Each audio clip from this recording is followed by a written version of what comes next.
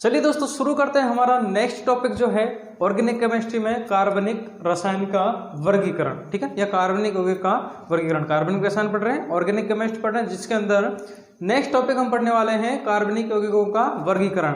हमें अभी तक की वीडियो में ये समझ में आ गया था कि कार्बनिक रसायन क्या होती है, जिसमें अंदर कार्बन पाया जाता है और कार्बन से बने यौगिक या उनके व्युत्पन्नों के बारे में हम स्टडी करते हैं ऑर्गेनिक केमिस्ट्री के अंदर, ठीक है। कार्बन से जो हमने पहचान लिया कि 1 डिग्री कार्बन क्या होता है, 2 डिग्री कार्बन क्या होता है, 3 डिग्री कार्बन क्या होता है, 4 डिग्री कार्बन क्या होता है।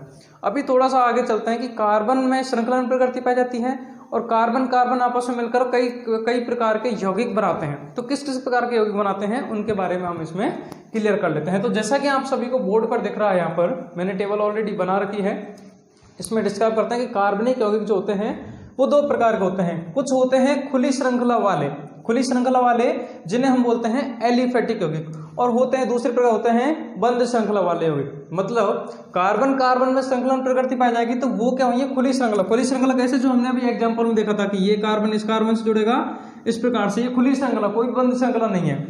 और दूसरे प्रकार के कार्बनिक यौगिक कैसे होते हैं, जिनके अंदर बंद श्रृंखला पाई जाती है, मतलब कार्बन कार्बन आपस में एक बंद श्रृंखला बना लेंगे, ठीक है।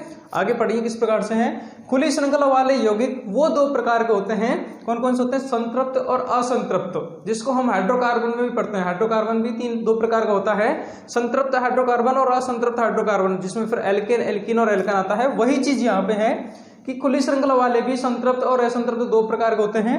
संतृप्त में क्या आता है, एल्केन आता है। मतलब खुली श्रृंखला जो होगी वो कैसी होगी, सिंगल बॉन्ड की होगी, CH3 CH2 और CH3।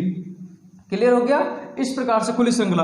और असंतृप्त में फिर 2 प्रकार के आ जाएंगे, एल्कीन और एल्काइन। जहां पर क्या होगा, एल्कीन मतलब द्विबंध आएगा, एल्काइन मतलब वहां पर त्रिबंध आएगा, लेकिन वो श्रृंखला कैसी रहेगी, खुली रहेगी। तो एक भाग तो हमारा यह है खुली श्रृंखला वाले यौगिक, जिसमें संतृप्त और असंतृप्त आते हैं। दूसरा वाला भाग है हमारा बंद श्रृंखला वाले यौगिक। क्लियर, बंद श्रृंखला वाले में 2 प्रकार होते हैं, सम्मिति और असम्मिति। मतलब होमोसाइक्लिक और हेट्रोसाइक्लिक।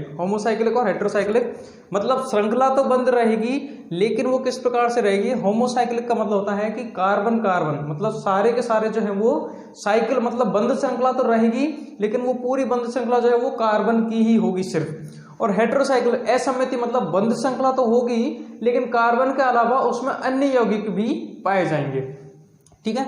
अब सम्मिति, इनका एग्जांपल देखते हैं। सम्मिति मतलब कार्बन कार्बन की बंद श्रृंखला होगी।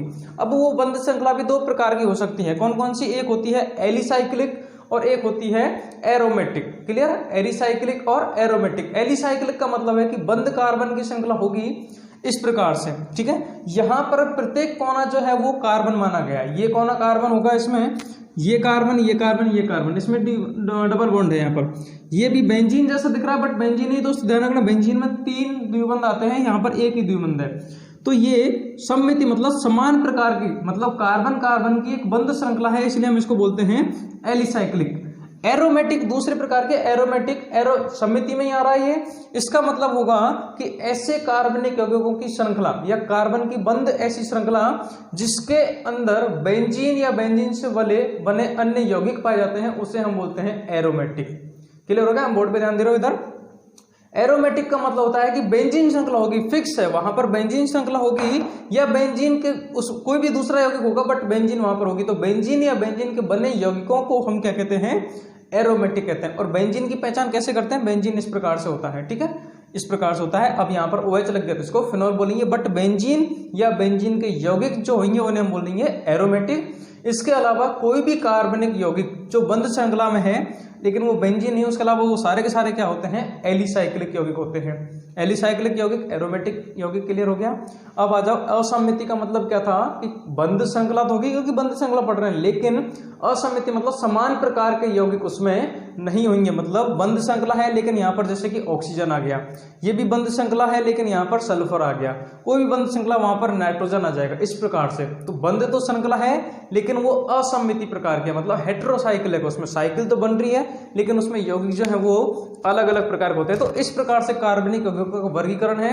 अब इन यौगिकों के बारे में हम आगे इस चैप्टर में डिटेल में पढ़ेंगे कि एरोमेटिक यौगिक क्या होते हैं, या किस प्रकार से पहचान की जाती है, या बेंजीन क्या होती है, या ये है इसका नाम असम्मिति प्रकार का है तो इसका नाम क्या लिखेंगे, इसका नाम कैसे लिखेंगे, इन सब चीजों के बारे में पढ़ेंगे। ठीक है दोस्तों, चलिए अगला टॉपिक है हमारा समूह के बारे में। कार्बनिक यौगिक पढ़ लिया, कार्बनिक यौगिक क्या होते हैं इसका वर्गीकरण हमने समझ लिया था।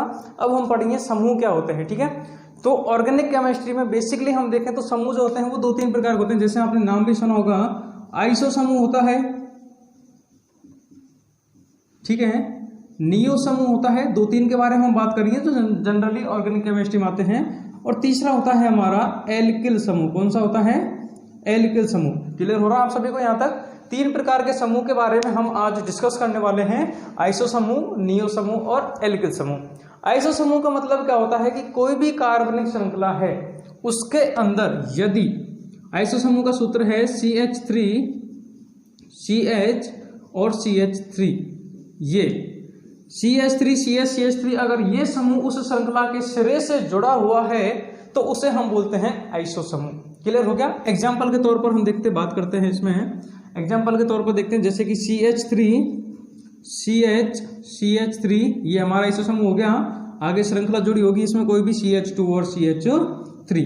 तो इसमें देखिए इस वाले भाग की अगर हम बात करते हैं तो इसको हाईलाइट करते हैं, तो ये कौन सा समूह हो रहा है? आइसो समूह है। तो इसका श्रृंखला का जब हम नाम लिखेंगे तो आइसो लगाकर नाम लिखेंगे। IUPAC नाम लिखेंगे तो वो तो हम इसमें 1 2 3 4 करके लिखेंगे, जैसे 2 मेथिल और ब्यूटेन हो जाएगा, है ना। बट इसका जब हम सामान्य नाम लिखेंगे तो क्या लिखेंगे? 1 2 3 4 और 5 कार्बन आ रहे हैं, तो क्या नाम हो जाएगा इसका? आइसोपेंटेन। 5 कार्बन को पेंट बोलते हैं। आगे हम इसमें पढ़ लेंगे डिटेल में, डोंट वरी, एक बार आपको इतना पता होगा वो, तो इसलिए बता रहा हूं। तो इसका नाम हो जाएगा आइसोपेंटेन। तो समूह को, इस समूह को पहचान कर हम इसके नाम के आगे क्या लगा रहे हैं? आइसो लगा रहे हैं। और आइसो कितने कार्बन? 5 कार्बन है, तो क्या हो जाएगा इसका? पेंटेन हो जाएगा। क्लियर हो गई? ये तो बात थी सिस्टम से। अब चलो, अब हमें तो ट्रिक चाहिए भाई साहब कि एग्जाम में हम क्वेश्चन कर सकें। सर जी ट्रिक क्या है? ट्रिक ये है, हम वहां पर ढूंढने लग जाएंगे यार आइसो समूह कहाँ है, तो लालटेन लेके जाने से तो रहे नहीं। हमें क्या करना है? सीधी सी बात है कि कोई भी कार्बनिक श्रृंखला है उसको पकड़ना है, उसके सिर को पकड़ लो या उसकी पूंछ को पकड़ लो, मतलब। और देखो यहाँ पर आइसो समूह में दूसरे नंबर का कार्बन ही है, इस पर एक CH3 समूह जुड़ा हुआ है, ठीक है। तो मेरी ट्रिक यह है, मैं आपसे ये कह रहा हूं, दूसरे नंबर के कार्बन को पकड़ो और उस पर देखो कितना है। अगर उस पर दूसरे नंबर के कार्बन पर सिर्फ एक CH3 समूह जुड़ा हुआ है तो वो आइसो समूह है। खत्म बात, कुछ भी नहीं सोचना है। अब वो चाहे दूसरे नंबर का कार्बन इधर से हो चाहे वो इधर से हो, हमें दूसरे नंबर का कार्बन पकड़ना है, उस पर अगर CH3 समूह जुड़ा हुआ है तो वो आइसो समूह होगा।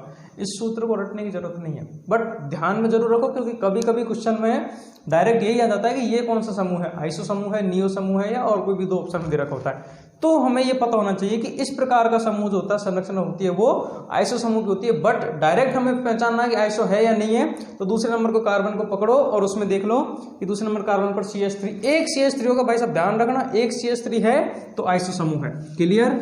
चलिए, अच्छा, इसमें एक जो इंपॉर्टेंट क्वेश्चन आता है वो ये है कि आइसो समूह बनने के लिए मिनिमम कितने कार्बन होने चाहिए? मिनिमम कार्बन, तो देखो आइसो समूह क्या है? कम से कम आइसो समूह ये तो होगा ही होगा, ठीक है। इसमें कम से कम मैं 1 कार्बन लगाऊंगा बैलेंसी कंप्लीट करने के लिए, ठीक है। कम से कम 1 कार्बन तो मुझे लगाना ही पड़ेगा। तो आइसो समूह कितने कार्बन में बन रहा है? 1 2 3 और 4। तो कम से कम कार्बन कितने आवश्यक होते हैं? 4 कार्बन आवश्यक होते हैं। यहां से आप पिछली एग्जामों को उठा के देख लो, यहां से क्वेश्चन आया हुआ है। तो आपको ये याद रखना, आइसो समूह के लिए प्रथम कम से कम कार्बन, कितने कार्बन की आवश्यकता होती है? 4 कार्बनों की आवश्यकता होती है। क्लियर हो गया? चलिए, अब हम बात करते हैं नियो समूह पर। बात करते हैं नियो समूह पर। नियो समूह का मतलब क्या? थोड़ा सा इसमें चेंज है कि यदि किसी कार्बनिक श्रृंखला के सिरे पर, जिस प्रकार से यहाँ पर CH3 जुड़ा था, यहाँ पर एक CH3 ऊपर भी आ जाएगा, ठीक है। इस प्रकार से एक CH3 ऊपर भी आ जाएगा, ये आगे श्रृंखला जुड़ी होगी, तो उसे हम बोलते हैं, उसे हम क्या बोलते हैं? नियो समूह बोलते हैं। थोड़ा सा चेंज, ज्यादा कुछ नहीं है। वापस श्रृंखला कैसी बनेगी? इसमें एक CH3 ऊपर आ जाएगा, ये हाइड्रोजन हटकर आगे श्रृंखला बढ़ेगी, तो हो जाएगा इसमें CH2 CH3, ठीक है। या चलो एक ही कार्बन रखते हैं इसमें, इससे 2 चीजें सॉल्व हो जाएंगी। CH3 मिनिमम का सदस्य इतना बना। यहाँ पर क्या हो रहा है? वही ट्रिक लगानी है। एक तो तरीका ये है, आप थ्योरेटिकली जाओ कि भाई हाँ ये समूह जुड़ा हुआ है तो कौन सा है? नियो समूह है। या दूसरा मैंने जो आपको ट्रिक बताई थी कि दूसरे नंबर के कार्बन को पकड़ना है, चाहे वो इधर से पकड़ो या उधर से पकड़ो। दूसरे नंबर पे कार्बन पर, वहां पर हम आइसो में देख रहे थे कि एक CH3 है तो आइसो समूह है। नियो में देखना आपको 2 CH3 है। दूसरे नंबर के कार्बन पर यदि 2 CH3 समूह जुड़े हुए हैं, मतलब ऊपर नीचे CH3 समूह जुड़े हुए हैं, तो उसे हम क्या कहते हैं? नियो समूह कहते हैं। क्लियर है, सिंपल है बहुत ही, ठीक है, उसे नियो समूह कहते हैं। जयराम जी की। चलिए अब इसमें क्वेश्चन आता है कि इसके लिए भाई साहब कम से कम कितने कार्बन की आवश्यकता होती है। तो हमें पता है कि ये तो आइसो समूह है, ये तो नियो समूह बन ही रहा है, इसमें कम से कम मैं एक कार्बन और जोड़ सकता हूं, ठीक है। आगे में कितने जोड़ सकता हूं, मिनिमम ये रहेगा। तो यहां पर कितने हो गए, 1 2 3 4 और 5। तो नियो समूह के लिए, नियो समूह की अगर हम बात करते हैं तो मिनिमम कितने कार्बन होते हैं, 5 कार्बन हो सकते हैं। इसका इसका नाम क्या बन जाएगा, कितने कार्बन, 1 2 3 4 5 कार्बन है, 5 को बोलते हैं पेंटेन। उसके नाम के आगे क्या लगा देंगे, नियो लगा देंगे, तो इसका नाम हो जाएगा नियो पेंटेन। अच्छा तीसरी बात, 2 चीजें बताई मैंने यहाँ पर। सबसे पहले किस प्रकार से समूह को पहचानना है, फिर बताया कि प्रथम सदस्य के लिए कितने कार्बन की आवश्यकता होगी। तीसरा क्वेश्चन ऐसा भी आ सकता है कि प्रथम सदस्य का नाम क्या होगा। तो यहाँ पर कम से कम 4 कार्बन की आवश्यकता होती है। 4 कार्बन को क्या बोलते हैं, मेथ एथ प्रोप ब्यूट, ब्यूट बोलते हैं, ब्यूटेन। 4 कार्बन आइसो में होते हैं तो आइसोब्यूटेन। तो आइसो समूह का प्रथम सदस्य का नाम होता है आइसोब्यूटेन। 3 कार्बन का बिल्कुल भी नहीं बनेगा, 2 कार्बन का बिल्कुल नहीं बनेगा, 1 कार्बन का बिल्कुल नहीं बनेगा, याद रखना। 4 कार्बन या 4 से अधिक कार्बन वाला होगा तो आइसो समूह बनेगा। नियो में क्या होगा, कम से कम 5 कार्बन की आवश्यकता होगी और प्रथम सदस्य का नाम जो होगा वो नियो पेंटेन रहेगा। इसके आगे कितना भी neo pentane, neo hexane, heptane आगे चलता रहेगा, बट मिनिमम प्रथम सदस्य का नाम क्या रहेगा, नियो पेंटेन रहेगा। यहां पर किसी को कोई दिक्कत नहीं है, पॉसिबल ही नहीं है जो दिक्कत आए आपको, सब इंटेलिजेंट हो यार, ठीक है। चलिए तीसरा है हमारा एल्किल समूह। यहां से भी क्वेश्चन अब एल्किल समूह, ये एक छोटी सी चीज है जो आपके डाउट को क्लियर करने काम आएगी। आगे हमें समझ में आ जाएगा किस प्रकार से क्या है। एल्किल जो होता है वो एल्केन से मिलकर बना है। किस प्रकार से, देखो अगर एल्किल का मतलब क्या होता है, जैसे सीधी सी बात करें, कोई भी एल्केन है, कोई भी एल्केन है, उससे यदि मैं एक हाइड्रोजन निकाल देता हूं तो उसके बाद जो समूह बनता है उसे हम एल्किल समूह कहते हैं। क्लियर हो गया। जैसे कि हम बात करते हैं CH4 का नाम है मेथेन। इसमें से अगर मैं एक हाइड्रोजन को निकाल देता हूं तो क्या बन जाएगा, CH3। इसका नाम है मेथेन, इसका नाम हो जाएगा मेथिल, ठीक है, ध्यान रखना क्या नाम हो जाएगा, मेथिल। श्रृंखला देखी कभी आपने, कार्बनिक श्रृंखला अपने पड़ोस में? नहीं, कार्बनिक श्रृंखला जैसे कि इस प्रकार से, ठीक है। यहां पर जो प्रतिस्थापी समूह जुड़ा हुआ है CH3 जुड़ा हुआ है, इसको हम भाई साहब मेथेन नहीं बोलेंगे, इसको हम बोलेंगे मेथिल, कि 2 methyl 3 methyl propyl butyl alkyl. Alkyl मतलब इल लगाते हैं लास्ट में, इल वाला इल नहीं, इल, ठीक है। तो ध्यान रखना, एल्केन से यदि एक कार्बन में निकाल देता हूं तो क्या बनता है, एल्किल समूह बनता है। सीधी सी बात याद रखनी।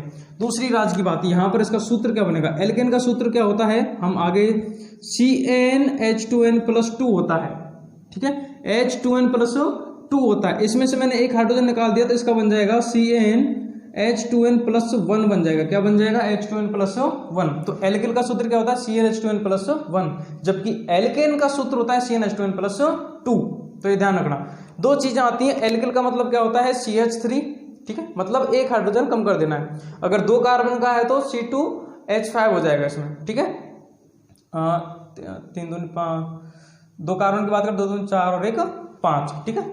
CnH2n+1 करना, उसका जस्ट डबल करके 1 कर देना, तो वो क्या हो जाएगा, उसका एल्किल समूह हो जाएगा। C2H5 जैसे हम एल्किल में लगाते हैं, ठीक है, जिसको हम बोलते हैं एथिल बोलते हैं, ठीक है। 1 कार्बन का है तो मेथिल बोलेंगे, 2 कार्बन का है तो एथिल बोलेंगे। तो इस प्रकार से ये टॉपिक क्लियर हो रहा है, ठीक है। बेसिक समझ में आगे कार्बनिक यौगिकों का वर्गीकरण क्या होता है और फिर उसमें कार्बनिक यौगिकों में कौन कौन से समूह होते हैं। आइसो समूह होता है, नियो समूह होता है और एल्किल समूह होता है, और भी होते हैं, ठीक है। बट बेसिकली ये 3-4 जो हमें आगे डाउट क्लियर करने में काम आएंगे, उसको हमें ध्यान रखना है। आइसो, नियो और पेंटेन किस प्रकार से होते हैं, ठीक है।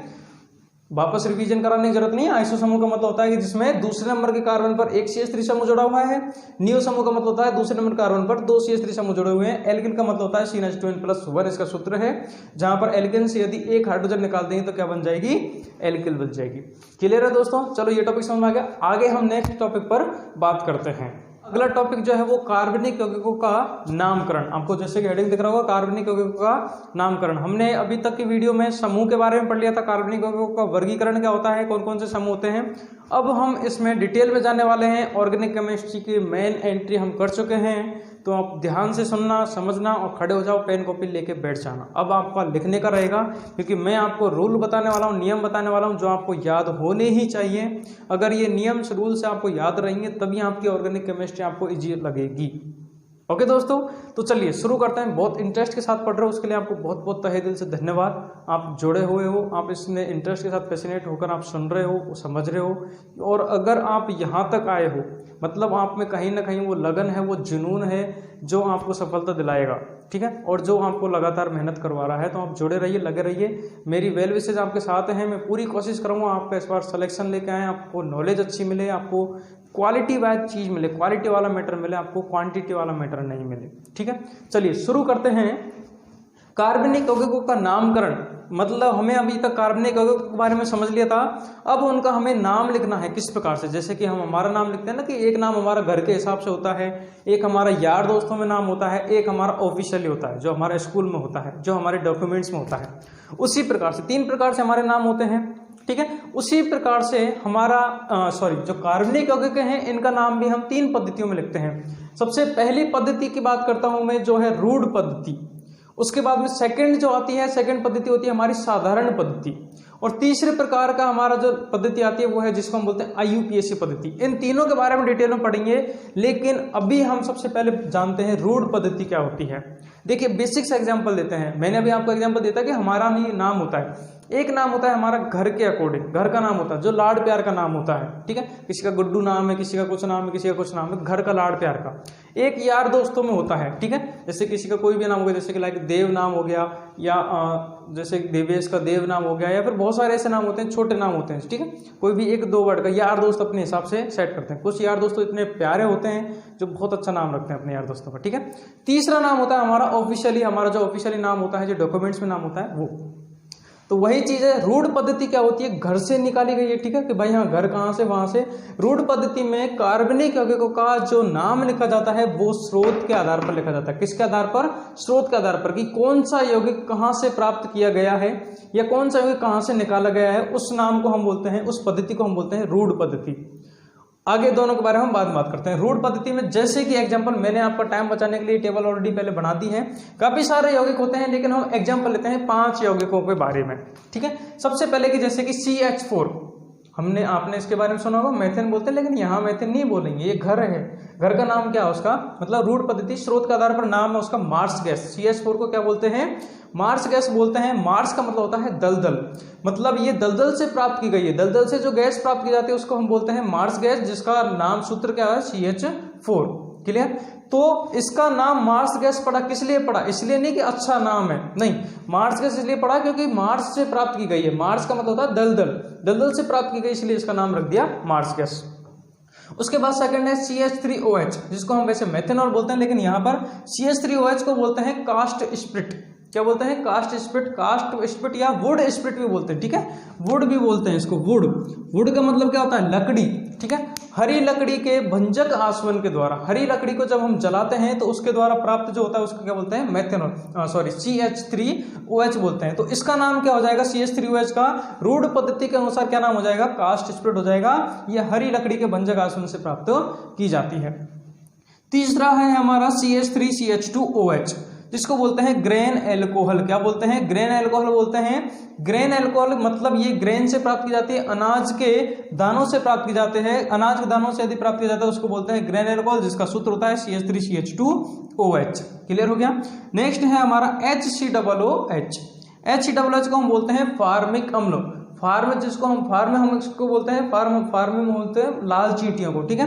तो फार्मिक अम्ल मतलब लाल चींटियों से रिलेटेड है। तो लाल चींटियों के भंजक आसवन के द्वारा, लाल चींटियों का जब भंजक आसवन किया जाता है तो फार्मिक अम्ल बनता है, जिसका सूत्र है HCOOH। नेक्स्ट है हमारा CH3CH और OH, जिसको हम बोलते हैं लैक्टिक अम्ल बोलते हैं। क्या बोलते हैं? लैक्टिक अम्ल बोलते हैं। लैक्टिक कहाँ प्राप्त होता है? दूध में प्राप्त होता है, तो दूध से ये प्राप्त किया जाता है। इसी प्रकार से और भी कई सारे हैं, मैलिक अम्ल हो गया, यूरिया हो गया, ऑक्जेलिक अम्ल हो गया, काफी सारे हैं जो उनके स्रोत के आधार पर प्राप्त किया जाता है। मैलिक अम्ल कहाँ से प्राप्त किया जाता है? सेब से प्राप्त किया जाता है। ऑक्जेलिक अम्ल ऑक्जेलिक पादप से प्राप्त किया जाता है। यूरिया जो होता है वो मूत्र से प्राप्त किया जाता है। तो इस प्रकार से यौगिक हैं जो उनके स्रोतों से प्राप्त किए जाते हैं, उन स्रोत के आधार पर हम उसका नाम रखते हैं। वो किसके अनुसार? रूढ़ पद्धति के अनुसार। आपको ये टेबल पूरी दिख रही होगी, इसका स्क्रीनशॉट ले लीजिए या इनको कॉपी में इस वीडियो को पोस्ट करके कॉपी में इनको लिख लो, यहाँ से डेफिनेटली क्वेश्चन आता है कि इसका रूढ़ पद्धति के अनुसार क्या नाम होगा। ये सूत्र दे रखा होगा, हम वहां पर भावुक होकर आईयूपीएसी पद्धति के अनुसार जो नाम होते हैं इनके वो नाम लिख देते हैं, क्योंकि वो हमने ज्यादा पढ़े होते हैं। बट जब क्वेश्चन में ये दे दिया कि रूढ़ पद्धति के अनुसार नाम लिखिए, तो हमें ये नाम लिखने उसमें होंगे। क्लियर है दोस्तों, आपको ये टॉपिक समझ में आ गया। तो फर्स्ट हमने पढ़ा था इसमें कार्बनिक यौगिकों के नामकरण में रूढ़ पद्धति के अनुसार किस प्रकार से नाम होता है। क्लियर है। अभी हम आगे पढ़ेंगे सेकेंड प्रकार की पद्धति।